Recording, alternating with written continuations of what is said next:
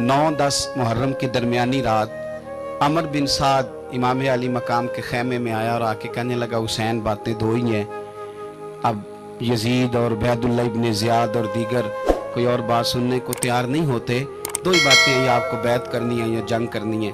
तो इमाम अली मकाम फरमाने लगे कि मुझे एक रात की मोहलत दे दो, एक रात की मोहलत, सवेरे बताऊंगा क्या करना है। 9-10 की दरमियानी रात अमर बिन साद ने कहा ठीक है मैं सवेरे आ जाऊंगा। तो अमर बिन साद खैमे से बाहर निकला तो हजरत अब्बास बिन अली, हजरत अब्बास रदी अल्लाह ताला अन्हु हाजिर बारगाह हुए तो इमाम अली मकाम से अर्ज करने लगे, भाईजान मुझे पता है सवेरे आपने क्या फैसला करना है और आपको भी पता है सवेरे क्या फैसला करना है। तो ये बदबातन किस्म के लोग हैं, ये सोचेंगे पता नहीं हुसैन कमजोर पड़ गया। तो अभी बताना था कि हमने बैत नहीं करनी, आपने रात मोहलत क्यों मांगी, ये पता नहीं रात क्या क्या बदगुमानियां सोचेंगे। फैसला तो सवेरे भी वही होना है और अब भी वही होना है कि हम यजीद की बैत करने को तैयार नहीं है, तो आप ये भी बात कर देते। तो इमाम हुसैन फरमाने लगे, अब्बास तेरा क्या ख्याल है, मैंने सोचने के लिए टाइम लिया है, तेरा क्या ख्याल है कि मैंने कोई नए राह तलाश करनी है, कोई मुझे और किसी फौज के पहुंच जाने की उम्मीद है। कहा नहीं, मुझे कुछ भी नहीं करना, ना कुछ सोचना है, फैसला भी वही है जिसका तुझे पता है, लेकिन भाई ये आखिरी रात बची है, कल हुसैन दुनिया से जाएगा, आखिरी रात बची है, दिल करता है कि आज की रात ना मैं रज रज के अपने रब को सजदे करूं, मैं जी भर के उसकी इबादत करूं, ये पेशानी उसके हुजूर नाज झुके। ओ यार हुसैन इब्ने अली तो एक रात बकायदा बचाएं कि मैंने अल्लाह के हुजूर हाजिरी देनी है और तू सारी रातें ज़ाया कर देता है। वतन छोड़ना है हुसैन को।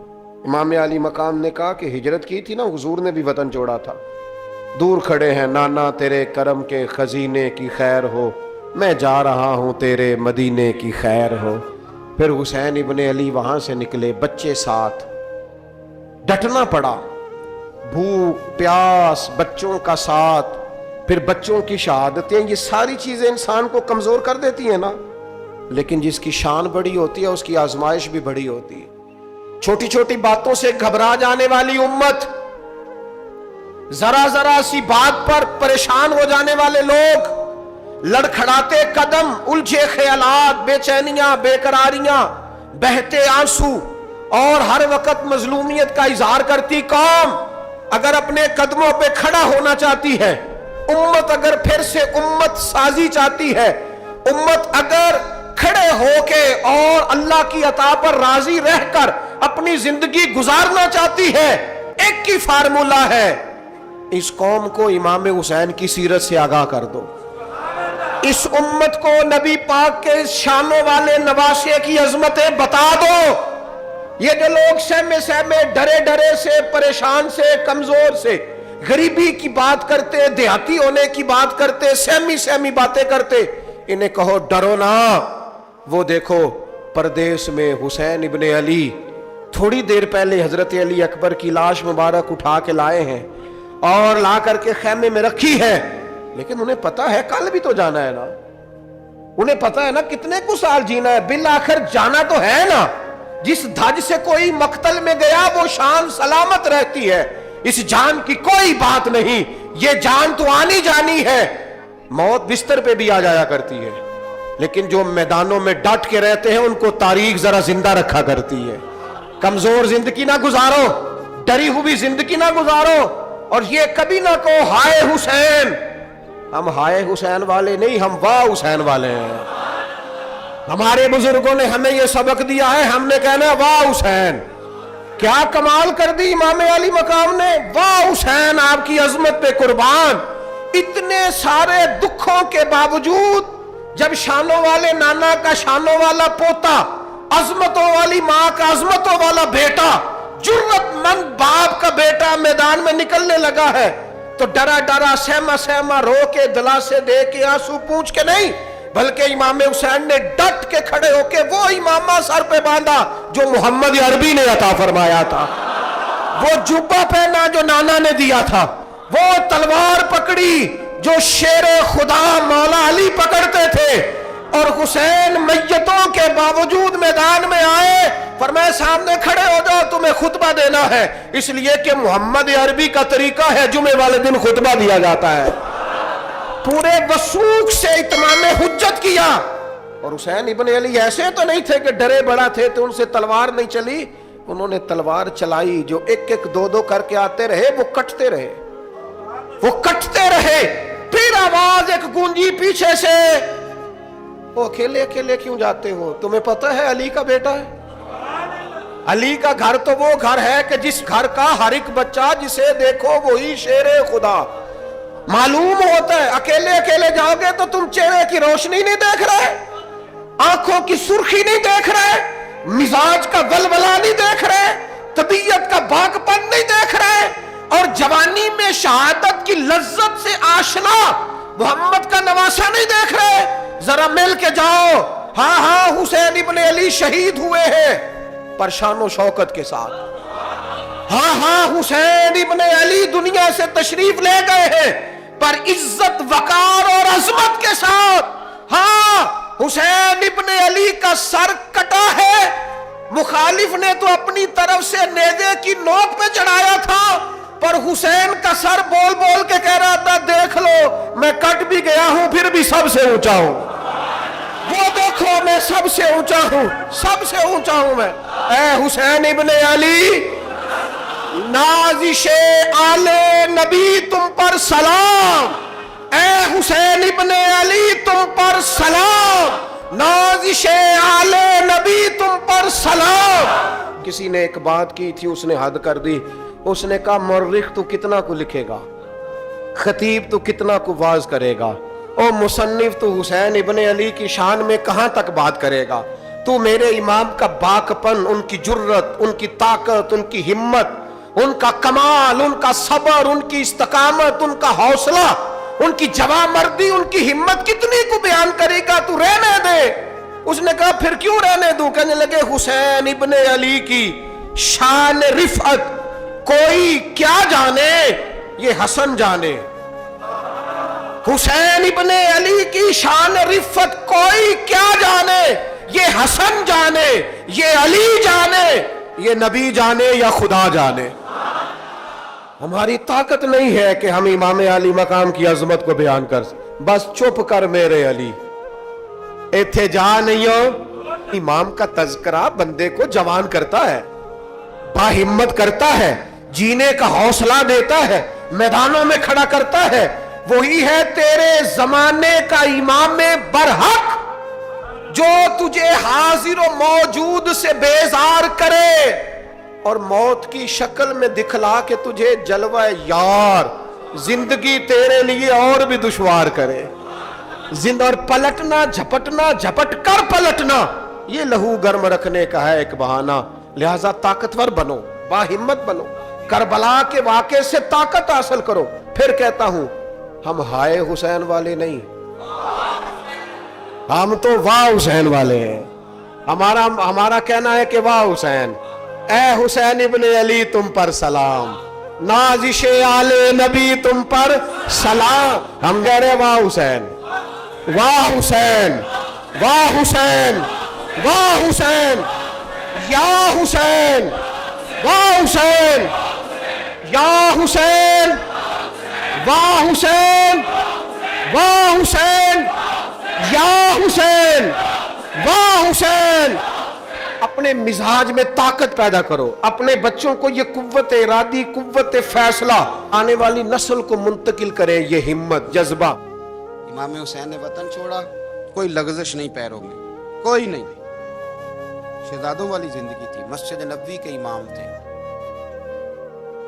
نبی کریم علیہ السلام کے روضہ اطہر پر تشریف رکھتے تھے، زمانہ حیا کرتا تھا، شان و شوکت تھی، پر حق کے لیے چھوڑا، نکل کر خانقاہوں سے ادا کر رسم شبیری۔ اور پھر بڑا مشکل ہوتا ہے، جس شخص کے ساتھ بچے اور عورتیں ہوں وہ تو یہ کہہ کے لڑائی سے جان چھڑاتا ہے کہ میرے ساتھ فیملی ہے، نہ ہوتی تو تجھے بتاتا، پر امام حسین کو اولاد بھی کمزور نہیں کر سکی، عورتوں کا ساتھ ہونا کمزور نہیں کر سکا۔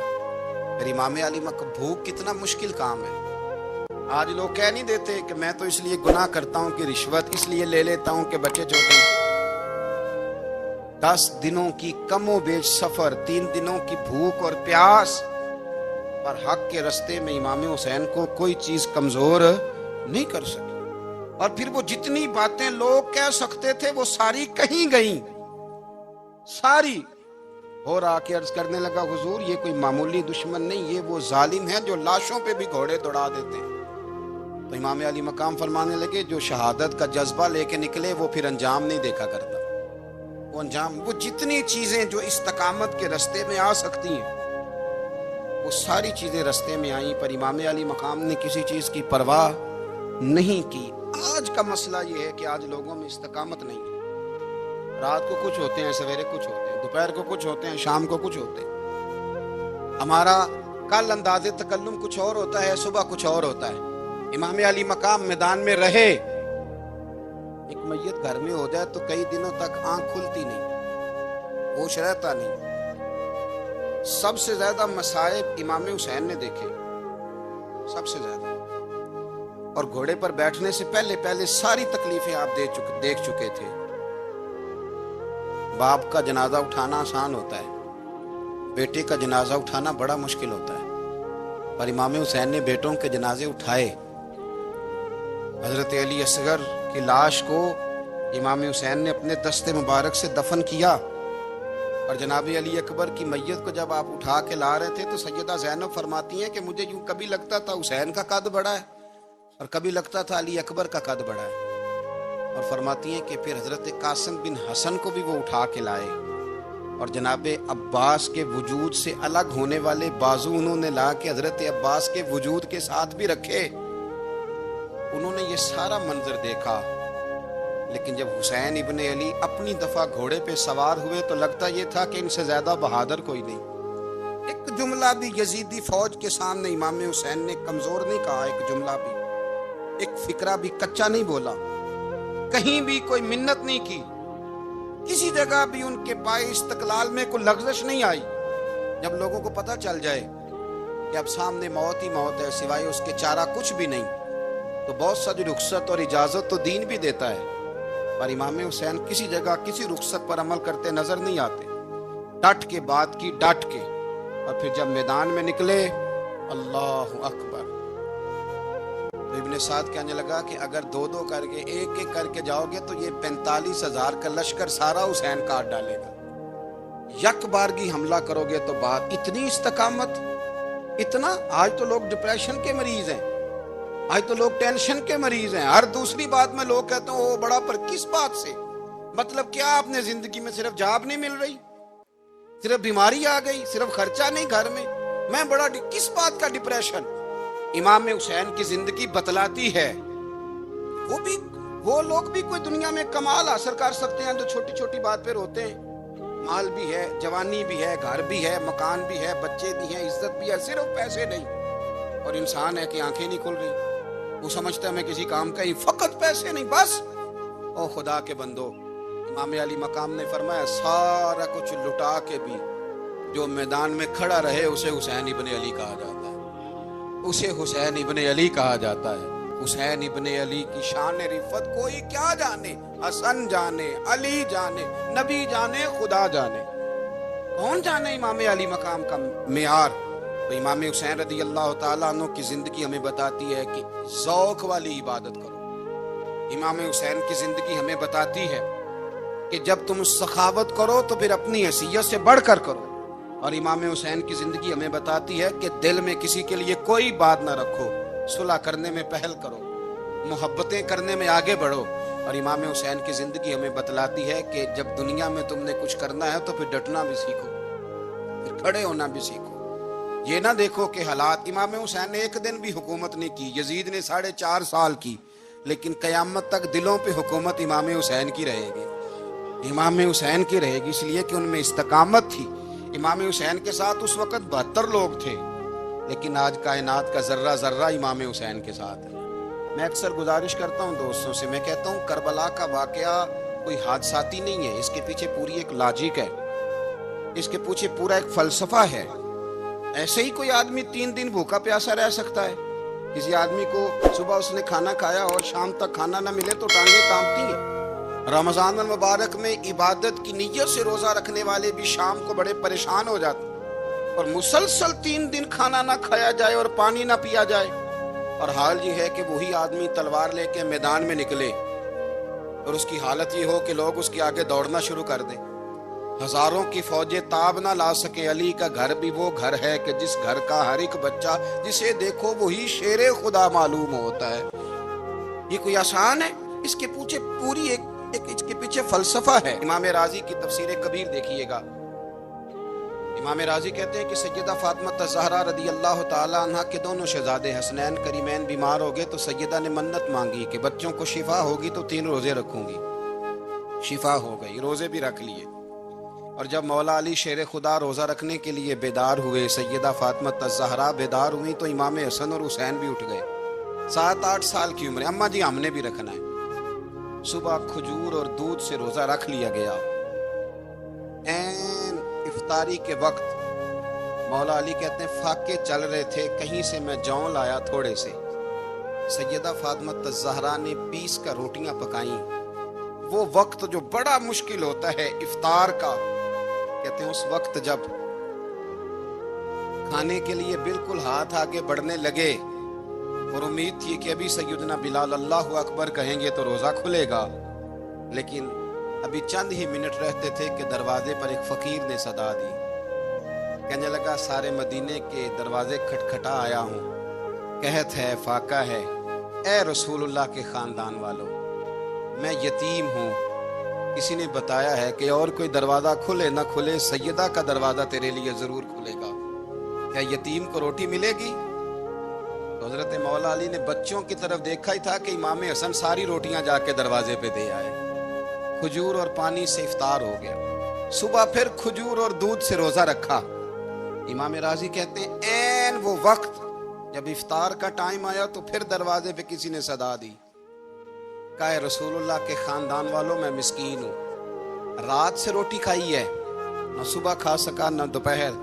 किसी ने बताया है कि इस दरवाजे से खाली कोई नहीं जाता। इमाम हसन ने फिर सारा लंगर उठाया और फिर जाके दे दिया।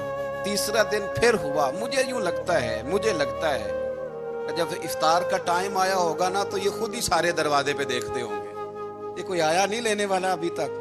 लगता है कि नजरें दरवाजे पे थी।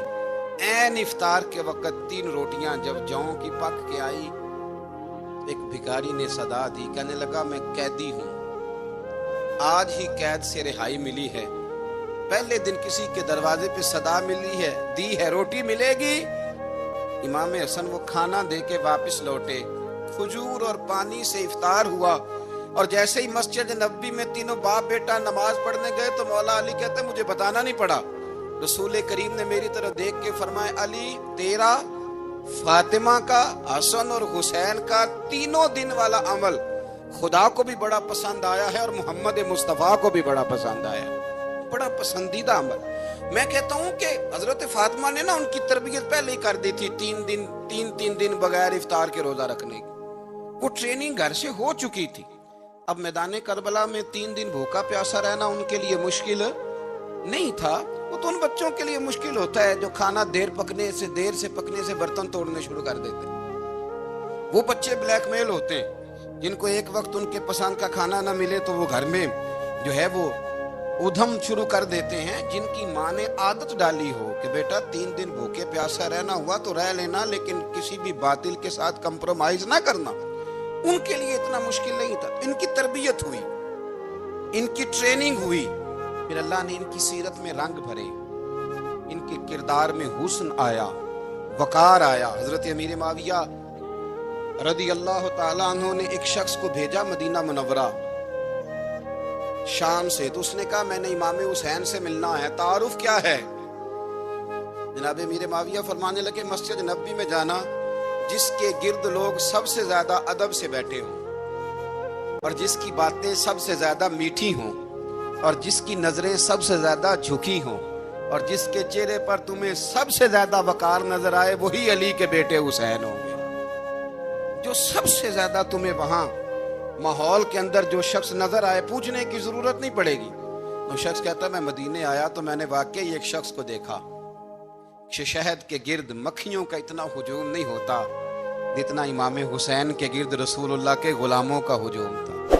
لیکن نظریں جھکی ہوئی, باتیں میٹھی, لہجہ گداز گداز, لفظوں میں رانائی, اور لوگ کئی باتیں پوچھتے تو علی کے صاحبزادے ایک کا جملہ بولتے تو لگتا یہ کہ وہ جملہ سیدھا دل میں اترتا چلا جاتا ہے. امام علی مقام کے کردار میں نہ کچھ باتیں بڑی زیادہ تھیں, بہت زیادہ تھیں, بڑا حسن تھا. ایک بات تو یہ تھی امام حسین رضی اللہ تعالیٰ عنہ کا علم و فضل بڑا کمال کا تھا. امام حسین کے علم سے فضل سے لوگ فیض اٹھاتے تھے. پھر اس کے ساتھ ساتھ امام حسین کا ذوق عبادت بڑا شاندار تھا, بڑا زبردست ذوق. علامہ جوزی نے لکھا ہے وکان الحسین رضی اللہ تعالی عنہ فاضلا کثیر الصوم والصلاۃ والحج والصدقۃ وافعال الخیر جمیعا. آپ فرماتے ہیں کہ امام حسین زیادہ نمازیں پڑھنے والے تھے, کثرت سے سجدے کرنے والے, کثرت سے روزے رکھنے والے, زیادہ حج کرنے والے, اور امام حسین صدقہ دینے والے اور نیکی کے کاموں میں شدت کرنے والے. امام حسین کا جو ذوق عبادت تھا وہ اتنا شاندار تھا کہ آپ فرض نماز کے علاوہ روزانہ 100 رکعت نماز نفل ادا فرمایا کرتے. اور امام حسین فرماتے زندگی میں کبھی ایسا نہیں ہوا کہ 3 دن گزر گئے اور حسین کا قرآن پاک ختم نہ ہوا. 25 حج کیے امام حسین نے مدینہ منورہ سے مکہ مکرمہ پیدل جا کے, 25 حج. اب تو نسبت والے لوگوں کو عبادت کی ضرورت نہیں نا, اللہ ماشاءاللہ کہتے ہیں نسبت بڑی ہے. بھئی جن کی نسبت اتنی خاص تھی کہ حضور نے فرمایا یہ فاطمہ کے نہیں میرے بیٹے ہیں, ان کا تو حال یہ ہے کہ فرض کے علاوہ 100 نفل, 3 دن سے پہلے ختم قرآن پاک, 25 حج فرمائے. تو کس نسبت کی بات کرتا ہے؟ یہ نسبتیں تو ہیں جو انسان کو عبادت کے قریب کرتی ہیں. لوگوں نے معیار ہی بدل دیا ہے. حضرت سیدنا امام حسین کی شہادت کے بعد حضرت عبداللہ ابن زبیر رضی اللہ تعالیٰ عنہ نے قاتلان حسین سے خطاب کیا اور فرمانے لگے اللہ کی قسم تم نے اس شخص کو شہید کیا ہے جو راتوں کو لمبے لمبے قیام کرتا تھا, اور تم نے اس شخص کو شہید کیا ہے جس سے میں دن میں جب بھی ملتا تھا تو وہ روزے سے ہوتا تھا. تم نے اس شخص کو شہید کیا جو قائم اللیل تھا, صائم الدہر تھا, اس شخص کو تم نے شہید کیا. آپ کو پتہ ہے میدان کربلا میں جب 9 محرم کو ابن سعد نے امام حسین سے کہا کہ جنگ کرو اگر یزید کی بیعت نہیں کرنی, تو امام حسین نے فرمایا 1 رات کی مہلت دے دو, 1 رات کی مہلت دے دو. حضرت امام زین العابدین کہتے ہیں میں نے اپنے والد گرامی سے عرض کی کہ ابا جی آپ جہاد سے دور جانے والے تو ہیں نہیں, آپ تو جہاد سے پیار کرنے والے ہیں, اور یہ بھی پتہ ہے مجھے کہ یہ جنگ اب ہو کے رہے گی, تو 1 رات کی مہلت لینے کا معنی کیا ہے؟ بھئی کل بھی لڑنا ہے اور رات بھی لڑنا ہے, ابا جی 1 رات کی مہلت. تو سیدنا امام حسین رضی اللہ تعالیٰ عنہ فرمانے لگے بیٹا رات کی مہلت اس لیے لی ہے کہ میں آج رات کھل کے اپنے رب کی عبادت کر لوں, میں استغفار کر لوں, میں لمبے سجدے کروں. اور کہا زین العابدین تو جانتا ہے نا کہ مجھے نماز سے, تلاوت سے, دعا سے اور استغفار سے بڑا پیار ہے. نماز سے مجھے پیار ہے, دعا سے مجھے پیار ہے, استغفار سے مجھے پیار ہے. فرمایا بیٹا میں نے اس لیے نہیں کہ میں چاہتا ہوں 1 رات اور دنیا میں رہوں. تو امام زین العابدین فرماتے ہیں امام علی مقام نے سجدے پہلے بھی بڑے کیے, پر 9-10 کی درمیانی رات جو ان کے سجدے تھے وہ میں نے کبھی نہیں دیکھے. فرماتے ہیں تیمم کے ساتھ وہ رات کی جو عبادتوں کا رنگ تھا وہ میں نے کبھی نہیں دیکھا. امام علی مقام کا عبادت کا ذوق تھا, شوق تھا, لذت تھی. آپ یقین کریں ایسے ایسے عجیب بہانے ہم لوگوں کہتے ہیں میرا نماز میں دل نہیں لگتا, تو میں کہتا ہوں تیرا گپ شپ میں کس طرح لگتا ہے, تیرا موبائل پہ کیسے لگتا ہے بھائی؟ یہ تو بھائی ذوق کی بات ہے. امام حسین کہتے ہیں مجھے قرآن پاک سے پیار ہے, مجھے تلاوت سے پیار ہے, مجھے دعا سے پیار ہے, مجھے استغفار سے پیار. بھائی جس کو جس چیز سے پیار ہوگا دل لگ جائے گا. ہم نے کبھی پیار کیا ہی نہیں اس سے, جن چیزوں سے پیار ہے وہاں دل لگ جاتا ہے. یہ ایک بہانہ ہے, ورنہ کثرت سے عبادت کرنا, ذوق پیدا کرنا یہ تو اہل اللہ کا طریقہ ہے. والذین یبیتون لربہم سجدا وقیاما, رب کے بندوں کی علامت یہ ہے کہ وہ راتیں سجدے اور قیام میں گزار دیتے ہیں۔ تو امام حسین کی سیرت کا کمال ہے کہ ذوق عبادت رکھتے تھے۔ دوسری بات جو امام علی مقام کی سیرت میں بڑی شاندار ہے وہ یہ ہے کہ سخی بڑے تھے۔ ایک قول سنانا ہے آپ کو امام حسین کا، اور خواہش میری یہ ہے کہ میرے حاضرین اور ناظرین اس قول کو رٹا لگا کے یاد کریں، اس قول کو انشاءاللہ۔ یہ قول جو امام حسین کا ہے نا جی، یہ جس دن مجھے ملا تھا نا تو میں نے بھی رٹا لگا کے یاد کیا تھا، اور میرے پاس جتنی ڈائریاں ہیں شاید میں نے سب میں لکھا ہے۔ امام علی مقام رضی اللہ تعالیٰ عنہ فرماتے تھے اللہ کی رضا کے لیے کسی شخص کی ایک حاجت پوری کر دینا 1 مہینہ مسجد میں اعتکاف کرنے سے زیادہ درجہ رکھتا ہے۔ ایک بندے کی ایک حاجت پوری کر دینا 1 مہینہ پورا مسجد میں اعتکاف کرنے سے زیادہ درجہ رکھتا ہے۔ خدا کے بندے تو ہیں ہزاروں اور بنوں میں پھرتے ہیں مارے مارے، میں اس کا بندہ بنوں گا جس کو خدا کے بندوں سے پیار ہوگا۔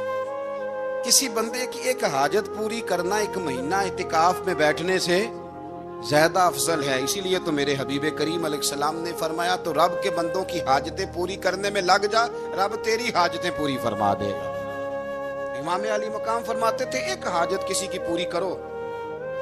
حضرت جناب سیدہ زینب بنت ابی رافع کہتی ہیں کہ سیدہ فاطمہ الزہرا ایک دن اپنے دونوں شہزادوں کو لے کے، جب حضور کی طبیعت مبارک بظاہر علیل تھی جس میں حضور کا وصال ہوا، دونوں شہزادے لے کے سیدہ فاطمہ نبی کریم کی بارگاہ میں گئی، کہنے لگی یا رسول اللہ میرے بچوں کو کچھ دیجئے۔ سیدہ پاک تو حضور اٹھ کے بیٹھ گئے، اس کندھے سے امام حسن کو لگایا اور اس سے امام حسین کو لگایا اور فرمایا فاطمہ یہ جو میرا حسن ہے نا اس کو میں اپنی ہیبت اور سرداری دیتا ہوں، اور فرمایا یہ جو میرا حسین ہے نا حسین کو میں اپنی جرت اور سخاوت دیتا ہوں۔ میرا حسین جرت مند ہوگا اور سخی ہوگا۔ داتا گانج بخش علی حجویری، امام الاولیاء، سید الاصفیاء، داتا صاحب کشف المعجوب میں فرماتے ایک دن نا امام حسین کے پاس ایک شخص آیا بڑی دور سے کچھ مانگنے، کہا حضور کچھ دیجئے۔ وہ شخص کہتا ہے کہ میرا ظرف یہ تھا کہ 4-5 دینار ملیں گے۔ تو امام حسین فرمانے لگے تھوڑی دیر بیٹھ جا، رزق آ رہا ہے۔ تو امام حسین کو حکومت وقت کی طرف سے نا 5 تھیلیاں ملی جس میں ایک تھیلی میں 500 اشرفیاں تھیں۔ 5 تھیلیاں آئیں، لیکن اس کو آنے میں نا ذرا دیر ہو گئی۔ وہ 5 تھیلیاں جب آئی نا تو امام حسین اس کی طرف 5 تھیلیاں بڑھا کے نا، ذرا دیکھنا میری طرف غور سے، 5 تھیلیاں بڑھا کے نا تو فرمانے لگے میاں جتنا تجھے انتظار کرایا ہے نا اتنی ہم تیری حاجت پوری نہیں کر سکے، تو یہ نہ محسوس کرنا کہ حسین کے دروازے پہ بیٹھا بھی رہا ہوں تو ملا کیا ہے، یہ نہ محسوس کرنا۔ وہ شخص کہتا ہے جب میں نے وہ تھیلیاں کھولی اور پھر میری نظر امام حسین پہ پڑی تو میرے اندر سے آواز آئی اگر حسین ابن علی اتنے سخی ہیں تو محمد عربی کتنے سخی ہو۔ اگر یہ معیار ان کا ہے، ان کا یہ معیار ہے، اور خود بھیک دیں خود ہی کہیں منگتے کا بھلا ہو، خود کہنے لگے جتنا انتظار کرایا ہے اتنی تیری مدد کر سکے۔ یہ سخاوت کا معیار تھا، یہ طریقہ تھا۔ ایک دفعہ سیدنا امام حسین رضی اللہ تعالیٰ عنہ کے گھر کے اندر نا 5000 دینار آئے، مسجد میں تھے، آپ کو 5000 دینار ملے تو امام زین العابدین کہتے ہیں کہ مسجد سے لے کر گھر آنے تک امام حسین نے 5000 اللہ کے رستے میں خیرات کر دی۔ فرماتے میں نے کہا ابا جی 5 دینار کی گھر میں ضرورت تھی، مالاں والے سخی نہیں ہوندے تے سخیاں کل مال نہیں ہوندا، ایتھے اوتھے دوویں جہانی سخی کنگال نہیں ہوندا۔ کہا ابا جی 5 دینار کی گھر میں ضرورت تھی، تو کہتے ہیں مجھے فرمانے لگے بیٹا یہ جن کو میں نے دیا ہے نا یہ گھر کے لیے ہی دیا ہے، یہ گھر کے لیے ہی دیا ہے، جن کو دیا ہے تمہارا کیا خیال ہے یہ باہر خرچ ہوا ہے، یہ گھر کے لیے ہی ہے۔ اس لیے کہ جب انسان دوسروں پر شفقت کرتا ہے تو اللہ اس کے گھر پہ رحمت فرماتا ہے۔ امام حسین کے مزاج میں پہلی بات میں نے ذوق عبادت کی عرض کی، دوسری بات عرض کر رہا ہوں کہ صحابہ حضرت اسامہ بن زید بڑے پیارے ہیں میرے نبی کریم کے، بڑے پیارے۔ حضرت اسامہ بن زید کے بارے میں سیدہ عائشہ صدیقہ فرماتی ہیں ان کے ناک سے اگر ریٹھ نکلتی تھی تو اللہ کے رسول اپنے دست مبارک سے صاف کر دیتے تھے، اور سرکار فرماتے تھے کہ اگر اسامہ لڑکی ہوتا نا، ان کے غلام کے بیٹے تھے حضرت زید بن حارثہ، اگر یہ لڑکی ہوتا میں اسے زیور پہناتا. بڑے پیارے تھے. لیکن جب ان کا آخری وقت آیا نا تو 60,000 دینار کا قرضہ تھا. رشتہ داروں سے کہا، دوستوں سے کہا، یاروں سے کہا، اور قرض ادا نہیں ہو رہا تھا. حضرت اسامہ بن زید کہتے ہیں بڑا پریشان تھا. جب حد ہو گئی نا تو حضرت اسامہ بن زید فرمانے لگے جاؤ کوئی حسین ابن علی کو خبر کرو، ان سے کہو میں نا غلام ہوں آپ کے نانا کا، مقروض دنیا سے چلا گیا تو کیا بنے گا. امام حسین کو خبر ملی تو دوڑے آئے. لاجپال اس پیر کو نہیں کہتے جو تگڑا نذرانہ لے کے تو ماتھا چوم لے، لاجپال تو اس کو کہتے ہیں کہ جب ضرورت پڑے تو وہ سر پہ موجود ہو. حضرت سیدنا امام حسین تشریف لائے. جناب اسامہ بن زید رو پڑے، کہنے لگے حضور میں نے نا غلامی کی ہے آپ کے نانا کی، اور اس غلامی پہ ناز ہے. اب 60,000 دینار کا قرضہ لے کے دنیا سے جاؤں گا، میری قبر پہ بوجھ رہے گا. امام حسین خادم کو بھی کہہ سکتے تھے جاؤ گھر پیسے پڑے ہیں لے آؤ.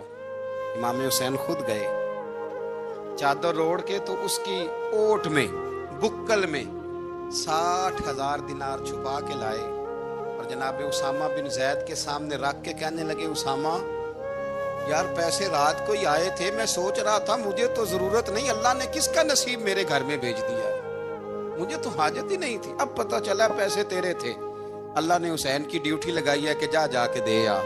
حضرت اسامہ بن زید رو پڑے، فرمانے لگے اللہ آپ کو بہترین صلہ عطا فرمائے. یہ معیار تھا. اور پھر تیسری بات یہ کہ دل کے بڑے صاف تھے. دل بدستاور کے حج اکبر است، از ہزاراں کعبہ یک دل بہتر است. شیخ سعدی کہتے ہیں کہ درویش کہتے ہیں کہ کسی کا دل رکھ لینا نا، دل راضی کر دینا، کعبے کا 1000 بار حج کرنے سے بہتر ہے. دل بدستاور کے حج اکبر است، کسی کا دل راضی کرنا حج اکبر ہے. امام بڑا ہی پیار کرتے تھے. گھوڑے پہ جا رہے تھے، کچھ فقیر غریب لوگ بیٹھ کے روٹی کھا رہے تھے. کہاں رہے تھے؟ سڑک کے کنارے.